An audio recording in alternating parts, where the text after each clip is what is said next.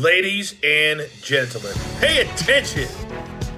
This is your boy, the coach from the WWE. I would like to welcome you to the very first wrestling podcast in the world to take you on a weekly deep dive into classic matches along with legends of the squared circle. Enjoy the discussion. Enjoy the back and forth. There's so much to get into. Ladies and gentlemen, this is the Payoff.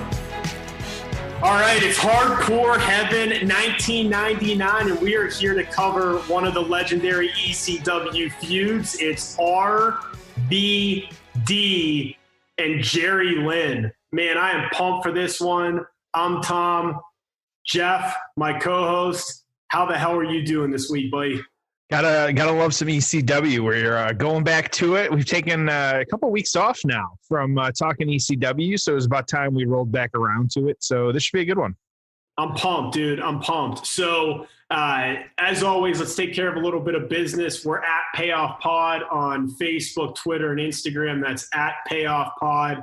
Make sure to let us know what matches you want us to cover. Spread the word, share, like, retweet, all that fun stuff. That's how we are able to get exposed to some new ears and continue to grow the show. So we certainly appreciate that. Jeff, any other housekeeping or notes that you need to cover before we get into this one? No, it's just good stuff. As always, we've got a whole bunch of episodes that you can go back, listen to. We're coming up on our 50th anniversary here episode. So definitely go back. Lots of stuff for people to listen to. So make sure to check all that stuff out. Do you know what match we're going to do for number 50? We realized it the other day, and you and I were talking about it, and we've got some potentials. We'll have to see what if guests take us somewhere, or what is worth it for number 50. It's got to be a big one, though. I know it's creeping up on us, man. I feel pressure because I feel like we've covered certainly some of my favorite matches and your favorite matches, but I don't know. We're going to come up with something pretty awesome. So let's get into some business here. RVD, Jerry Lynn, why did you want to cover this one? Yeah, this is one again. It's good to kind of have some new players for us. Jerry Lynn, someone that we haven't talked about before. RVD, a couple matches for his, but good to see some new names, kind of some faces, things like that. And so that's why I'm kind of excited about that. I know you're the ECW mark out of us, but it's exciting for me because this is one, like we do a lot of times, I have not, other than the kind of write-ups, I have not watched this match. And so first time for me. So this should be good. Yeah, I remember watching this show live. I mean, gosh, it was we're over 20 years ago. So I can't say that I vividly remember it, but I remember this match being awesome. So I'm pumped to cover it. This is one of those that, typically it's going to be on your top 5 or top 10 ECW match of all time list. So it's going to be a classic. I'm excited to cover the feud. I'm excited to cover everything going on in the business. This is going to be a really fun one. So I say we get right into the build. Oh, it's time for the build. Hardcore Heaven 1999, May 16th. Poughkeepsie, New York. We're in the Mid-Hudson Civic Center, about 2,800 in attendance. So just one of those typical ECW crowds, couple thousand people. And Jeff, the idea of fans in the audience at a wrestling show, man, it just makes my heart worm. It's just right, absolutely. After all the cinematic office building, empty arena matches, graveyard matches that we've watched, my goodness, it's just nice to see some rabid fans in the crowd, and there's nothing like an ECW crowd. So some good old fashioned wrestling. Yeah. So let's go through this card. It was a transition time for ECW. Some big stars had jumped ship. As always, they go into these cards with 4 or 5 matches. Some of them would happen, some wouldn't happen. I imagine just throughout ECW's run, it was probably just absolute craziness of trying to get these matches going. I mean, you had everything, man. You had guys that wanted more money, guys whose checks had bounced, guys who weren't in the condition they needed to be in to perform physically. Guys wouldn't show up. I mean, it was just the wild, wild west. So this show kicks off with Taz, who's your ECW World Heavyweight Champion, squashing Chris Candido along with Tammy Lynn Sitch, otherwise known as Sunny, in 1 minute and 10 seconds. The reason for the squash is because Chris Candido is headed out to WCW. I want to talk more about that during the match, but we have a lot to cover, so we won't talk too much about that, but that's some of the craziness that's going on. Then we had the Dudley Boys, your ECW World Tag Team Champions. They're going to defeat Balls Mahoney, Spike Dudley, 7 minutes. Then we get Super Crazy and Taka Michinoku. Super Crazy would win that. Tajiri defeats Little Guido, 11 minutes. Lance Storm defeating Tommy Dreamer, 13-minute match. Storm was accompanied by Dawn Marie, who I thought she was really good. I thought that was a great tandem. And then who doesn't love Francine, who's a friend of the Payoff. Then we had the match we're going to cover. RVD was coming into the show as the ECW World Television Champion. Following that, we get Sid Vicious coming out for a surprise. Beat up Just Incredible along with Jason and Jazz. No contest there, but 2-minute match. And then finally, we get another ECW World Heavyweight title match because Heyman wanted to give the fans something more on pay-per-view. People are spending $30 for this show. So we got Taz again defeating Bubba Ray Dudley in a brutal Falls Count Anywhere match. So wild show, lot going on. Candido's headed to WCW. Jeff, do you, and I really don't know the answer to this, and I should have looked it up, but did Sunny ever appear in WCW? Because, what I was reading in the sheets was Candido and Sunny are out of here, but I don't remember her ever being in WCW. I don't either. I'm sure there was like a small period there. I'm kind of looking here. Yeah, if you can find anything, I'm really curious about things. I certainly didn't remember. But so as you're looking for that, I was curious about that. Man, what a crazy time of the business. The following week, we were going to lose Owen Hart. So that's going on this same month. Because WWF would have their pay-per-view, and that's when that tragedy happened. Overall, an average ECW pay-per-view, but to me, man, I'll take an average ECW pay-per-view over a good WCW or good WWF pay-per-view during this era. Because I just felt like no matter what, they always brought it for pay-per-views. They always did some crazy shit. They always had the best possible matches they could. I mean, they always went balls to the wall. And you feel, how many WCW and WWF pay-per-views have you watched over the years still to this day where, it was okay, but there's nothing memorable that happened. A couple months later, you don't even remember the show occurred. So these ECW pay-per-views, the other thing that I think is interesting about them is I think they're a lot easier to sit down and watch for 2.5 hours than your average WCW or WWF pay-per-view during this era. Because again, everything was balls to the wall. And, critics would say, oh, well, they didn't build anything and there wasn't as much psychology. That being said, if you sit down for 2.5 hours and watch one of these shows, it was pretty awesome. Also during this, go ahead. I was going to say she was very briefly in WCW. It looks like just a couple of months. Okay. But they both weren't in for WCW for very long. So I think that was part of it too. So it was like a very brief stint in 2000s. It doesn't really say why, like me doing a quick search of stuff. I'm sure there's more out there, but not very long. So a couple other things just going on at this time, and then I'm going to kick it over to you to talk about the storyline. ECW is getting one of two things they're afraid is going to happen. Either ECW is going out of business, which where have we heard that story before, or ECW is going to get a TV deal with TNN, who has 72 million subscribers, right? Like, so one of two things is going to happen. There's also talks of Acclaim and a video game, which begs the question, and maybe this is something we'll talk about during the match or another time, but I got to think, and God knows Paul Heyman's great at what Paul Heyman's great at, but if ECW during this era just would have had a general manager, a COO, someone that understood business and could say, I'm going to get great licensing deals. I'm going to get the video game. I'm going to get us on TV.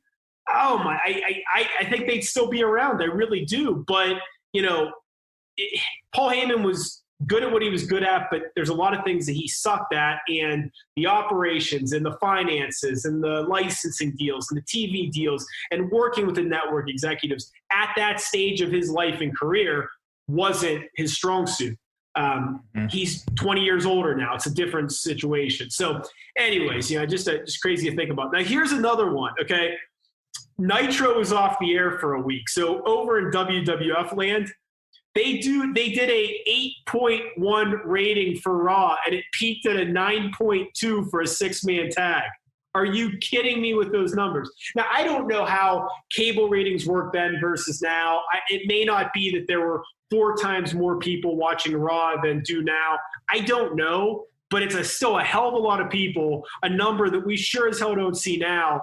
And it just makes you realize, man, either A, wrestling was a hell of a lot popular back then, or B, people consume information a lot differently. Because, Jeff, you still see a lot of times, like, and maybe some of it's bullshit, but like WWE will be like, yeah, our WrestleMania highlights on YouTube, they were watched like 1 billion times. So it begs the question, are people still like into wrestling and still following it, but they just don't tune in because it's like, 8 hours of programming a week, I don't know, but it's just crazy to see those numbers. Only other thing I had, a little bit of gossip for you. Right around this time, Steve Austin was getting divorced from his ex-wife, Jeannie Williams. Obviously, he'd end up with McMichael. Then it was just a lot of romance in Steve Austin's life during this. And as he likes to say, he was running hard and wasn't always making the best decisions at this time. But his personal life is crazy, but he's out there, biggest star in the world. Of course, he's dealing with some injuries at this time. So,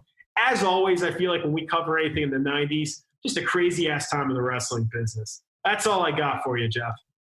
Yeah, good stuff. And so a lot happening with this one, just kind of people involved and things like that. So you actually had Jerry Lynn, he actually left WCW to come over to ECW.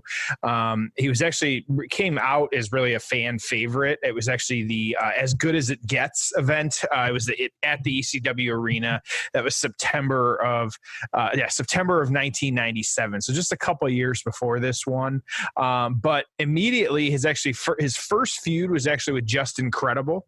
The two of them kind of going at it. And it was actually interesting. Real quick side note for you. It took me way more time and years to realize Justin Credible was a play on words than I care to admit, by the way. That, I'm glad you took ownership of that, and that's important. Yep. So, but it was interesting because they were actually both debuting that night. So just kind of interesting how that played out. So the two of them, though, kind of had some back and forth, going, over the next couple of months, and then, year. And then Jerry Lynn also had some stuff going on with Lance Storm. So just a couple different feuds here. He actually had one with Mikey Whipwreck too, but Whipwreck left, and so that was kind of cut short. So just kind of interesting stuff here. So but once he kind of quit feuding with Lance Storm, he started taking on Rob Van Dam. The first time he fought him, it was at Living Dangerously, March 1999, so just a little bit before this,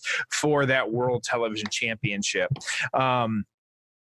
We had this one, it actually he won the title in this one, but it was gimmicky. It was weird. The time limit expired. And so in the match. And so he was awarded the title, but Jerry Lynn asked for an extension. This would be a good match for us to kind of go back and kind of check out.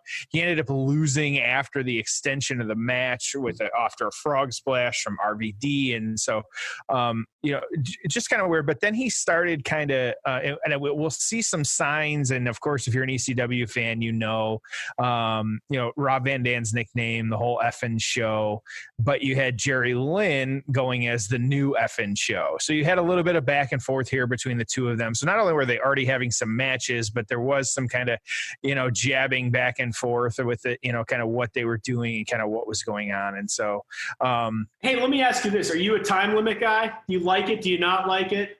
Yeah, I really like it. I think it's good.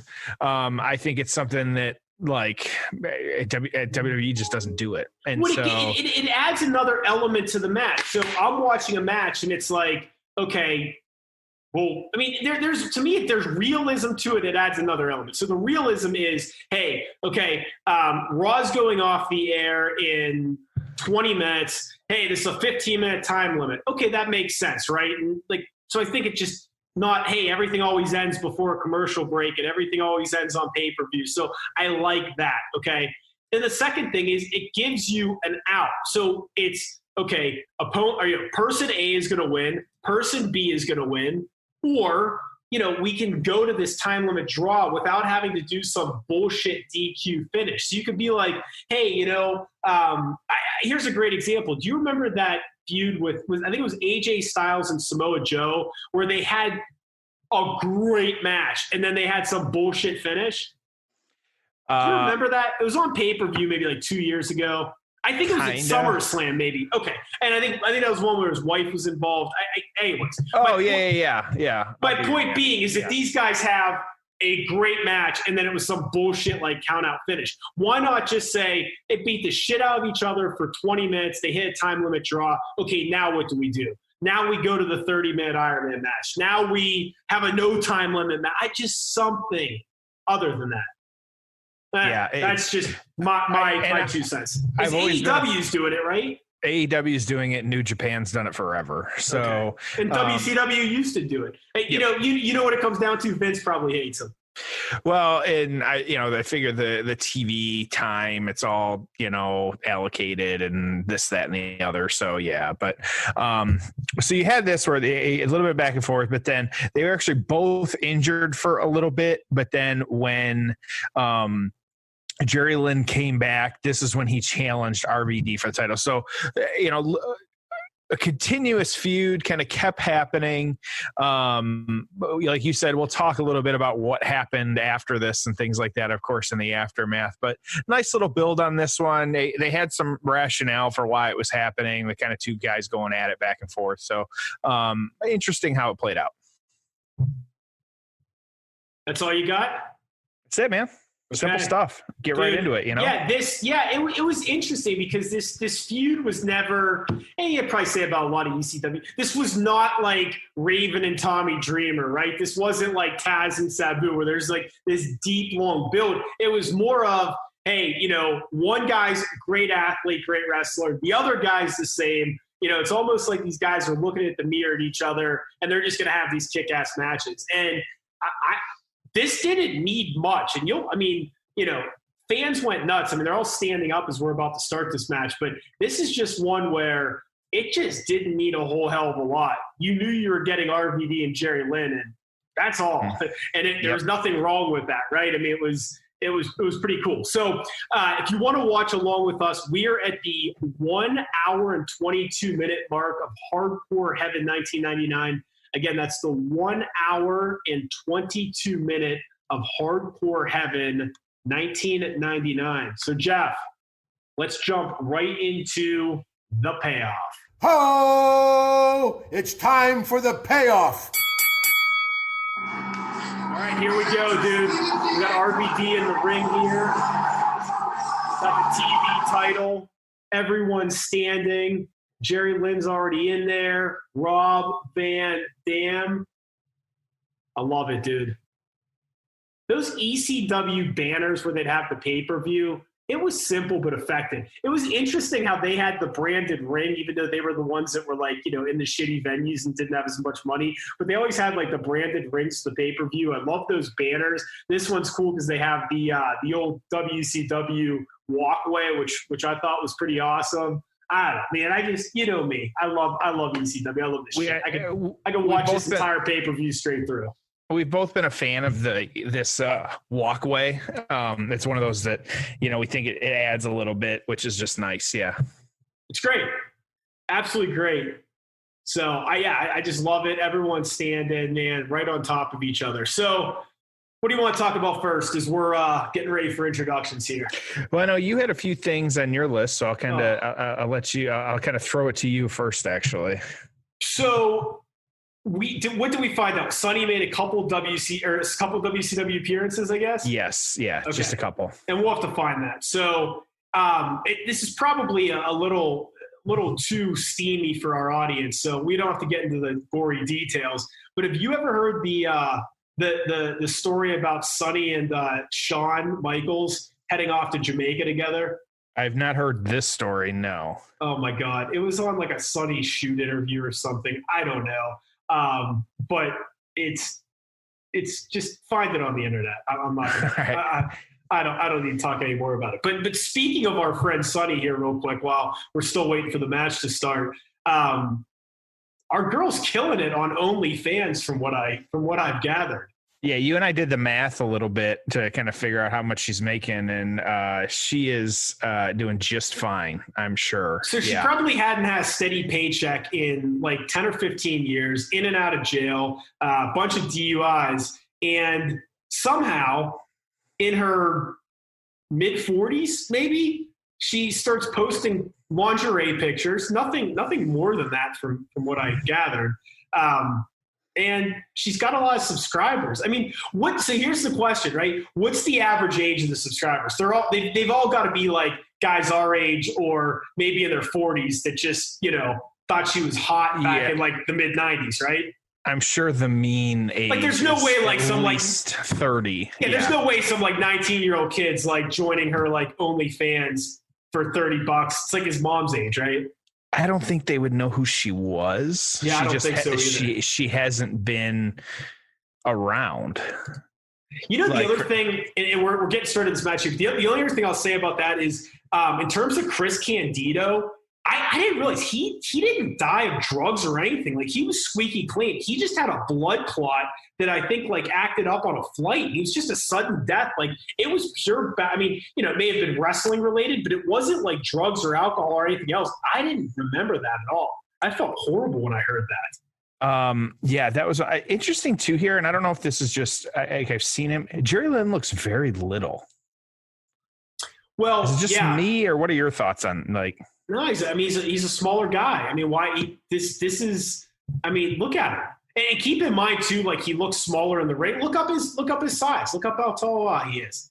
But I mean, remember, this ECW ring, the rope height might have been the same, but the ring in general was smaller. So for him to look small in there, he's probably a pretty small guy. I mean, the referee's towering over him. Jim Molyneux, I believe, is the referee's name. Of course, that might be wrong. He's billed at 5'11". I don't think he's 5'11". And RVD. I think I'm taller than RVD. RVD, you and I both. RVD's billed at 6. And I'll tell you, that's probably about right. And RVD's taller. Yeah, Jerry Lynn's probably about 5'8". So RVD's one of those guys, if you do like an appearance, and he charges like $20-$30. Dude, he'll sit there and bullshit with you. He'll film a video with you. Like, just awesome dude. He's one of the really good guys in the wrestling business, because there's plenty that aren't, right? And him and Rhino, both Michigan guys like me. Battle Creek, Michigan, and then where's Rhino from? I forget. Dearborn? It's escape. I'm looking it up real quick, but I still see because exchange. God, that's awesome. It says it's staying Detroit. Okay. But yeah, he was. Standing. Look at the fans standing. They just love this shit. They just love the two of these guys. Again, less is more. They barely touch. They're doing just a bunch of, just kind of wrestling moves, right? I mean, they're just back and forth, but the fans love it. The pacing's great. Like, this is just great psychology. People forget that too. I think a lot of ignorant people think, ECW was cheese graters and shopping carts and balcony dives, and yes, and yes. But it was always some great wrestling. I mean, you had Tajiri, you had Super Crazy, you had RVD, you had Jerry Lynn. I mean, these guys could just flat out wrestle. I mean, you had the Benoits and Guerreros and Malenkos go through here, and Jericho. And a lot of these guys can go. Yeah, and they're really very slow. I'm not even going to say slow pace. They're not even like they haven't wrestled in about a minute here, just because playing to the crowd, Rob Van Dam is, and kind of doing the RVD and all that other stuff. And so, yeah, you're right. They're not jumping off the balconies or anything right now. Just very methodical, really. Like just neither of them really even sweating yet. We're a couple, at least probably about 5 minutes into this one. So I mentioned that Sid was on after this. It was funny. Keller wrote, Sid never sells, never does jobs, and thus never draws money against any opponents. He's the classic case of a wrestler who's over with the live crowds, but never shows enough vulnerability to actually be one half of a compelling money-drawing feud. Did Sid stiff him on an interview or something? I got to disagree with that one. I'm not saying Sid was greatest of all time. Obviously, he flaked out and stuff and wasn't the greatest guy behind the scenes, but had a pretty good feud with Shawn Michaels, main evented a WrestleMania against The Undertaker, was a world champion, I believe, on multiple occasions, main evented a number of pay-per-views. I wouldn't completely bash the guy. And I just always laugh too when these journalists, when they are like, oh yeah, well, this guy's super over with the fans, but he sucks as a wrestler. Well, yeah. But isn't that the most important thing? It's like saying, oh yeah, Tom Brady threw 50 touchdowns, but yeah, the guy sucks. Well, that's the point of wrestling. This is the entertainment business. I will, for whatever reason, I've just never been a huge fan of Sid. I will forever associate him with that picture of his leg just hanging. So I have a thing where I refuse to watch those things. Once in my life, I witnessed it. I was at a Pittsburgh Pirate game. Guy reached for first base and snapped his leg because he overextended himself. I saw that live. Jason Kendall, his leg was hanging from his knee, and I'm like, never again. So I avoid that stuff. But I did not see that. Sid just routine jumped off the top rope and shattered his leg, right? Yeah. And that's what it was, a double axe handle. And yeah, that was that. And he just, all of his weight came down. And I think what was it? It's the lower, what is it? The lower bones, it's shin bone, whatever, that lower part of his leg. I think he snapped both of those bones. So, yeah. I'm not a big fan of that stuff either. I have my rules. I'll watch it once and then I'll never watch it again. My brother and I kind of have a standing rule. You can't send a GIF of any of that. You have to just do you have to send the video, and then it's Deadspin used to be great about that stuff before Deadspin closed. They would always post that stuff. So that was RVD busted his right eye or something. He's got some blood. You can't see it right now, but you'll see it in a second. He's got blood coming down his right eye. Yeah, and this too, for those of you that may not be watching and just kind of listening, still, normally we would provide updates on the match. There's not a ton happening. There's some exchanges and things happening, but like you said, not what you may stereotypical of ECW think and expect. It's a lot more slow and kind of plotting than that right now. Oh, RVD catching his balance off the top rope. See, do you understand the difference between this and what I believe is way too choreographed in AEW right now? Yeah, no, they're doing move sets, but they're not. Oh, here you go. Here comes a dive. Jeez, love it.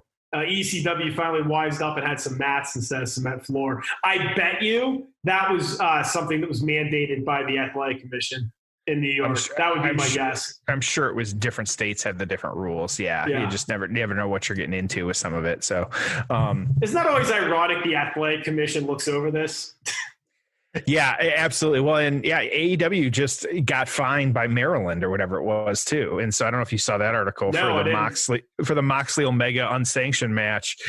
It was a $10,000 fine or something like that. And if they continue, for what they did, and it was the blood, and that was the barbed wire bed or whatever the hell it was. And so I don't know what they could do, but what. Not invite him back to Maryland won't ever happen, but yeah. So yeah, but you can do some of these move sets and stuff without it just looking like gymnastics. And you and I are, couch or, armchair experts on some of this stuff. Yeah. What's the wrestling version of an armchair quarterback? That's a really good question. We can put that out to Twitter next week. Is it a Meltzer? I don't know. The top rope bulldog. Yeah, I don't see that any. That's what that we'll have to add that to our list of moves we don't see anymore that need to come back. Would be a top rope bulldog. Yeah, you don't see many bulldogs. For when I used to have my wrestling buddies, I'd do bulldogs off my coffee table on the guys. I loved it. I don't know where I saw that, but RVD sold it a little bit more too. Yeah, I think your point, like, and I don't know what the difference is, like, what they're waiting around for moves or just kind of what's happening and what's going on. Like, yeah, like why it is scripted sometimes versus not. So now you got the chair being introduced at this point. Yep. And RVD going from one ring post to the other, trying to go for a jump kick there. They're not zooming in on him much too, but you can definitely see the blood on the side of his face. Oh yeah. Some decent spots there. So that one, for those at home, he had him straddling the top ropes and then kind of kicked him off that. I think I associate pretty good on his face too. Yeah, I associate that move, like just those like kicks and the jumping kicks and stuff, so much with RVD. Like, have you ever heard about his pre-match stretching routine? No.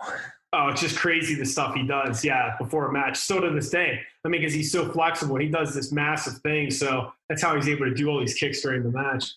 Well, and he just anymore. I don't know if he's smoking before matches or what, but he's still out there. Here's something. You don't see many guys that have the same ring gear their entire career. I mean, RVD kind of had that staple of that little, I don't know, like for lack of a better term, like the onesie singlet. Singlet. Yeah, that's what it is. I said onesie.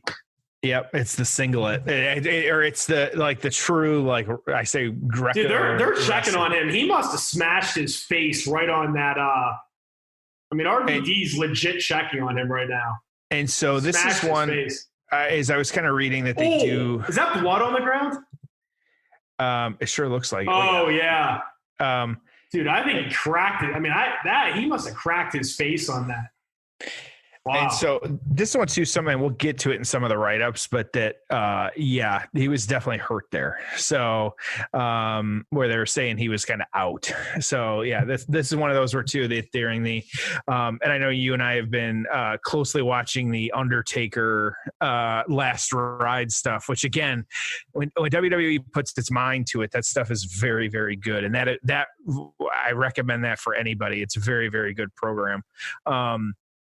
But that's one where he was just that first episode where he was like literally the Brock match. He was the Brock match. He was knocked out cold. He wasn't there the whole time. Like, and he even said it was like the middle of the day was the last thing he remembered. But then anything before that, during the match or anything like, which I can't imagine. Like literally, like Jerry Lynn in the crowd, RVD sprinting across, huge dive. Yeah, that was cool. Clothesline on. I mean, those chairs are not comfortable.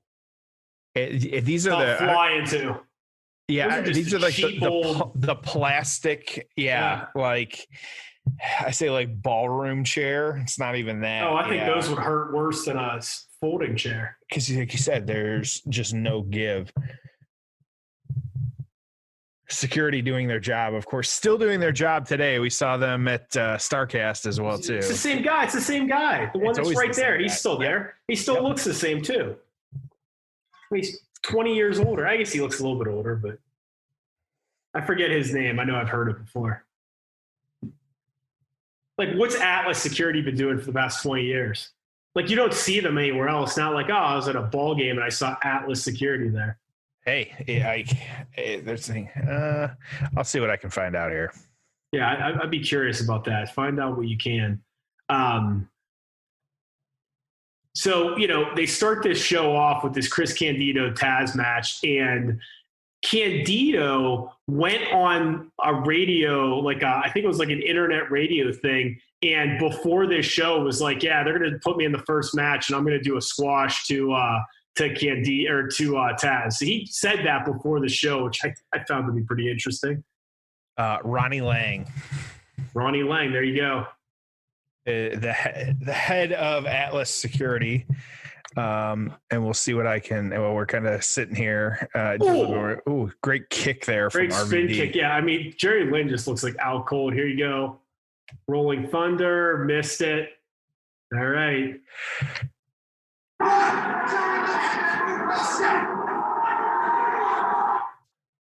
right. Jerry Lynn's back in it. So the talk after this show was how Paul Heyman completely gave in to the mission statement of ECW by allowing Sid to squash some up-and-coming heels, and ECW was, going away from what got him to the dance, if you will. But that being said, I just think he was desperate for a surprise and for something. Felt like things were falling away. It's like, let me get this big bastard in here for, a surprise appearance to do something. Well, and this was during that period too, where we didn't know it, but where WWE was bankrolling a lot of this too. And so, and kind of the write-ups and reviews will kind of speak to this, like the demise, if you will, of, we were getting into the demise of ECW at this point. So, or in it, depending on how you look at it and kind of what's happening and things like that. And so Jerry Lynn real fast here. Oh, huge. Yep. Powerbomb from the top rope. Sunset powerbomb, 2 count. Yep. And this is one, like I say from time to time, sometimes a match just takes a little while to get cooking. These guys are cooking now finally. Ooh, that's a fast snap clothesline. Impressive. Some guys, like I said, it was very plotting and kind of slow at the beginning here, but now that they're kind of moving and rolling, like they're doing a good job. And so this is more fun to say. We're going under the ring now. So get the tables. Here we go. What else did you have? Anything else? I know you said you had a couple other things, or what do you got? Just at the time they were, there was a lot of speculation about is Heyman going to take some outside investment, or why isn't he taking some outside investment? I mean, I know Vince was bankrolling him a little bit, but obviously not enough. And again, it just goes to my point that I said earlier, which is Lynn being thrown to the crowd. Is like a pretty old lady there. Yeah, be careful. But no, it was, if someone would have had some more business acumen that was involved in this, they didn't have to be on camera. They didn't have to be a wrestling person, but just someone that understood how to run a business. Man, it would have really helped out. Is this going to be throwing the chair back and forth, catching the chair, and then the huge flying kick from RVD to Jerry Lynn. Atlas Security doing his job again. Those guys in the crowd, ECW chant. It's hard to imagine more stuff didn't happen, without being in the crowd like that. I mean, all the wrestlers, yeah. I mean, during this time. RVD playing it up a little bit with the crowd, too. That was nice. Well, I'll tell you, there was speculation that this was going to be their last pay-per-view. That's how much trouble they were in financially at this point.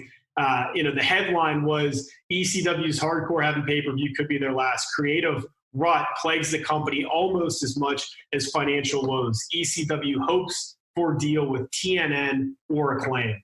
So it was bad at that point. It's just crazy how something can be so popular, yet they're having so many financial problems. Like, it's one thing to be like, oh, well, this business went out because nobody went in and ate there anymore or whatever. But, this place is sold out. People are going nuts. But, they just couldn't get their shit together from a business standpoint. So Jerry Lynn's going for, looks like a tornado DDT. Oh!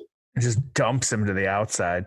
Yeah, and this is one they have. Did he land on chairs? He's like right in between 2 chairs out there.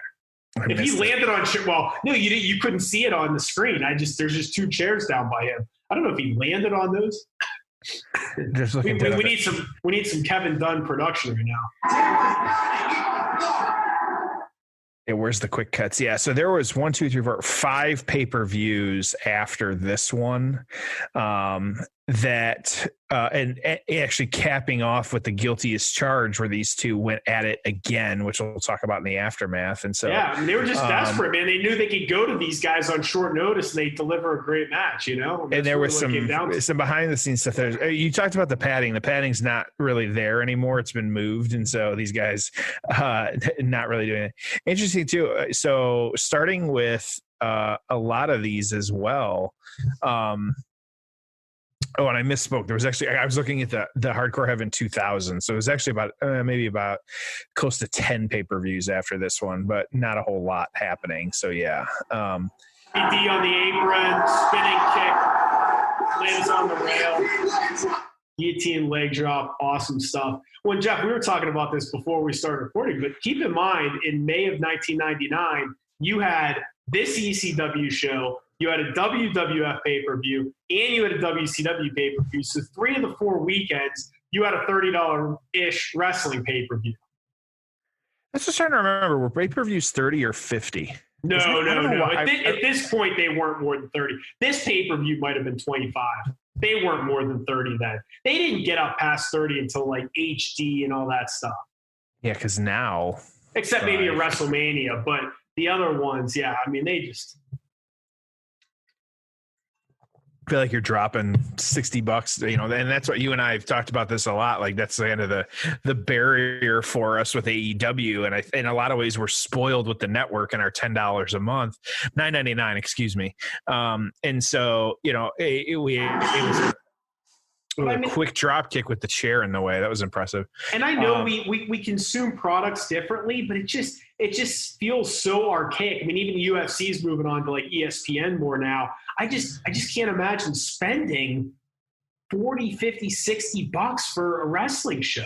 Well, and I think that's why I have some friends that have canceled their subscriptions, which I get it. Like it's one of those things, but then I don't want to have to even if I just watch it in the background, I still enjoy watching it. I look at it for 120. He's going for the tornado. Nope, missed it. I keep teasing that somebody's going through that table. I bet you somebody does eventually. But no, I look at it, for $120 a year, am I going to get value? Hell yeah, I am. Yeah. And I watch every pay-per-view, even if I'm not looking forward to it. I'm just, I'm old school. Like, to me, a wrestling pay-per-view, you got to watch it, right? Even if you don't watch any of the Raw and SmackDowns leading up to it.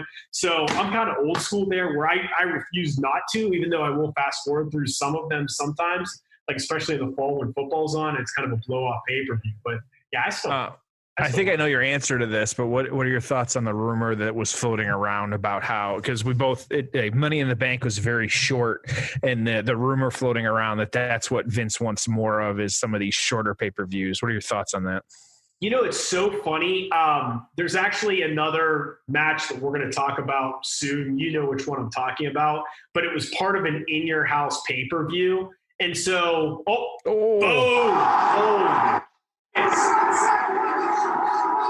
sunset flip through the table just shatters, both guys out, ECW champ.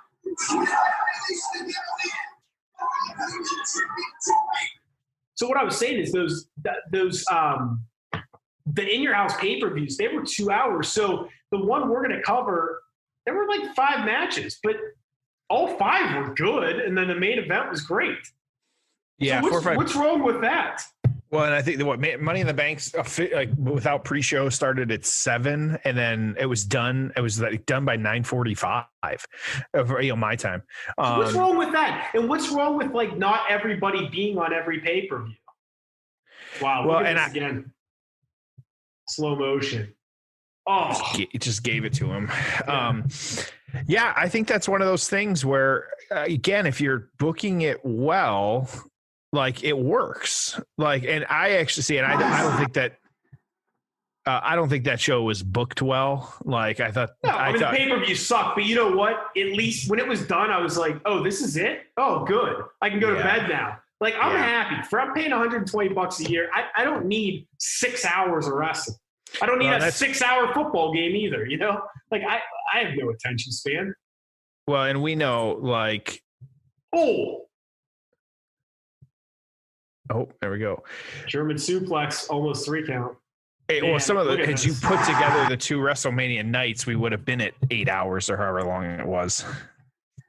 That's got to be permanent, right? I would hope. The only problem is you're going to fill a football stadium 2 nights in a row. If anybody can. Of course, if everybody has to be 6 feet away, maybe you can. Which it was 8 hours and 15 minutes was what it was over the 2 nights. And so, that was a stiff kick with Jerry Lynn up on the top rope and RVD just jump kicking him.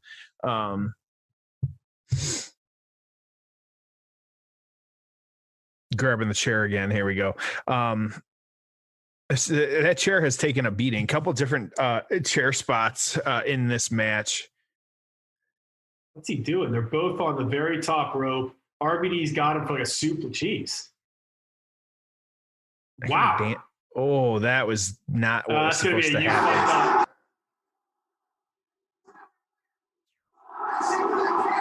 You fucked up, champ. Yep. So trying to do something and then just, flipping him. Yeah, that I had never really seen that where both guys are on the top turnbuckle, like you think you're going to get like a superplex, and then they rotate who's standing where. I was like, I've never really seen that before. What's going to happen? And then they fucked up. Well, that was the New Jack. I remember his dark side of the ring where he's talking about such a fast count. It's talking about like if we're gonna do a move, we're like you say you're gonna do it, we're gonna do it. We don't back out in the moment, and that was like one of the stories that they were kind of talking about when they were doing that. And that's when you kind of wonder like what were they, what was the conversation between them right there that got them to that, because that was just kind of a mess, whatever it was. And it's not the first botch. It's just been Speaking of which, another botch. Just very sloppy. Yeah, I kind of had to roll back into it. Okay, but what would you rather some botch spots, or would you rather a gymnastics meet? Yeah, and that's just part of this. Yeah.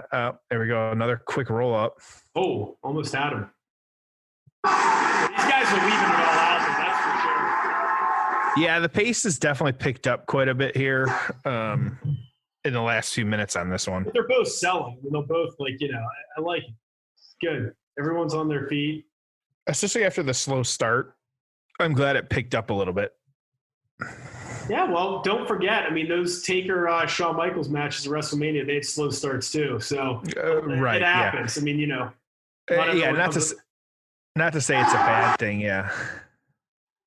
Split-legged moonsault. Bet this isn't the finish. No. Not 2 count. Say a lot. It's not even near falls. It's just a lot of pins, but not getting the fall on this one. So there was talk of Van Dam going to WWF at this time. Interestingly enough, they still had a bad taste in their mouth because he had been in there a little bit when they did that ECW invasion, and I guess he was just a real asshole. So Vince wasn't too hot about bringing him in. He's come and gone over the years. Like he's, I don't think it's necessarily a burnt bridge, but I also don't think it's a fully formed bridge. Huge frog splash there. He'll come and go and he does all right. And then he'll disappear for a while and he'll go back to the indies or do whatever he does. Small package. Is he in TNA right now? Is he wrestling it off with them? He's very active right now, as well as one of his girlfriend's wives. I don't know what she is. I've seen her before. She's in Impact. Yeah, he had some of the crazy vignettes of them in bed and things like that didn't go over well necessarily. But you think back to just some of the crazier wrestling shit over the years. Is he going for another 5-star? Yeah, another huge splash. Yeah. There it is, finally. After a second huge splash. Yep. He's still great match. So he's still in TNA, still doing some stuff. Impact. Impact. Here's my last question for you. Do you know anyone that watches Impact? I will catch clips of it, and I kind of follow the storyline through the wrestlers' Twitters, and if there's like a big match, short answer is yes. I'll follow, but I don't watch it really like I do every other thing. Yeah, I just don't ever see it or come across it at all, and I'm sure they do some great stuff. They're hanging on, I guess. So, all right, well, let's go ahead and transition into the aftermath. Ho! It's time for the aftermath. All right. So initial thoughts. What'd you think? Not bad. Like I said, it took a little while. I think if you were expecting like you said, the top, like a true ECW, like stereotypical match, that's not what you got. So, but overall, it was good. Very athletic, very good. Once it got going, it didn't stop. Some good high spots, some good ECW type stuff. It was solid. I liked it.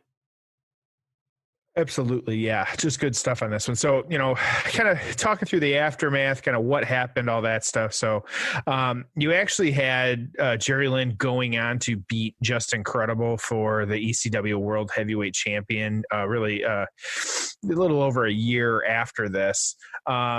He held the title for about a month or stuff like that, but then kind of lost it. And then what happened was the two of these guys actually, Rob Van Dam, kind of circling back, happening a second, or wrestling doesn't forget all that good stuff, that these guys had a second match. It was at Guilty as Charged 2001, the last pay-per-view.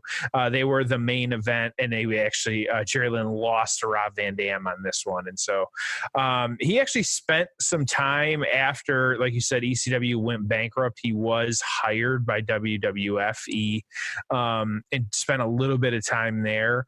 He actually had his kind of interesting, and I didn't realize this, but he actually won the light heavyweight championship against Crash Holly in his debut match.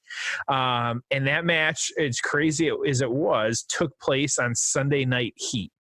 And so he won his debut match on Sunday Night Heat, which is just crazy to me. And so he would actually lose it back to Crash Holly. He had some interesting kind of feuds and things like that with people like, I say nobody of like great name. I mean, you did have like Christopher Daniels, who's a big name now, Dean Malenko, but like S.A. Rios and Grandmaster Sexy. So just kind of, had some interesting matches and things like that. He spent a lot of time on Sunday Night Heat, actually taking on Rob Van Dam once again for the Hardcore Championship. But it eventually was released after all of that. And so, just kind of interesting story with all of this. Rob Van Dam actually kind of went away because he's at least the story was he wasn't getting paid, but he did come back for that final pay-per-view. And so kind of had that going for him too. So just kind of weird how it all played out. I say it's probably one of the lesser kind of, at least for me, like lesser kind of aftermath, because it just, there wasn't I say nothing of like great importance. So there wasn't some like huge storyline, at least from my perspective, that came out of this. But it was good though. I think it was a good, it's hard for me to even say kind of cap off because, they did a good job with just having matches and continue to have match and continue to put out a good product in the ring. It speaks for itself. Well, they had to just keep going back to this. I mean, it was one of the few dependable things they had. They knew that on short notice, they could put this match at the beginning, the middle, or the end of a show, give them 20, 25 minutes, and it would be fantastic. And so at a time when guys are leaving, guys are holding out for more money, all this shit's going on, you knew you could count on those two guys to deliver, and that's what they had to do, which is pretty cool. So, it's a real point of pride for both of them and a real highlight of both of their careers. Yeah. So let's go payoff score. What do you have? Well, we'll get the reviews. That's right. Go through the reviews first, then we'll give ours. So we'll get into the reviews, and like we've been adding PWI, as everybody knows now, to our shows just to kind of where they rank and things like that. RVD actually for 1999 was number 2, really? He was very high on this one. Jerry Lynn was 49, a little further down the list, but Jerry Lynn was voted the most improved wrestler of 1999. So I thought that was kind of interesting. Yeah. And so the Pro Wrestling Torch, they had kind of an average roundup score on this one. It's kind of all over the board because they said it was like 5.6 was the average for the show. Yes. And so, but they gave this match from Pro Wrestling Torch, they gave it 4.25 stars. And not like a great write-up or, nothing kind of jumped out other than like not a minute too long, which is saying a lot for a match over 25 minutes. Really good is what they said on that one. And then the Wrestling Observer newsletter on this one, kind of interesting. The write-up on this one, I did actually enjoy like kind of some of what they did say on this one. And so Rob Van Dam pinned Jerry Lynn in 26:57 to retain the ECW TV title. People were really into this match from the start. which gave these guys the luxury of doing a slow build that most in ECW don't have. It was a great match, although they were out there too long again as the crowd was dying toward the end, but not as bad as their previous match. There were more missed spots than you'll ever see in a 4-star match, most of which went noticed by the crowd, but they always recovered quickly from them and did more tremendous moves than you'll see in 3 great matches, 4 1/4 stars again. And so that's so funny. That is true.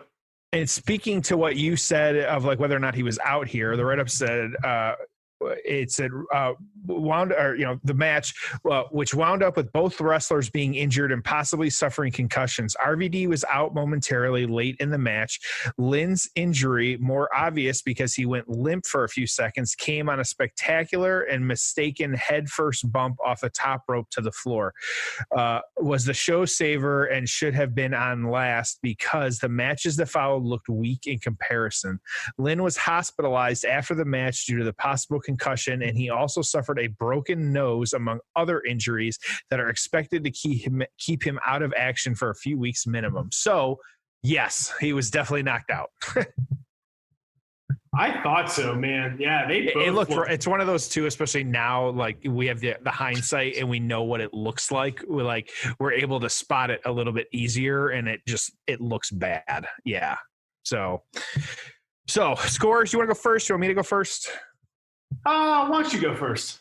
I'm going to go first. I thought it was good overall, but I wasn't like, I don't know. I just couldn't totally get into it. So I'm actually going to I'm going to go lower than what some of these scores are. I'm going to fall in the average and just give it a 6.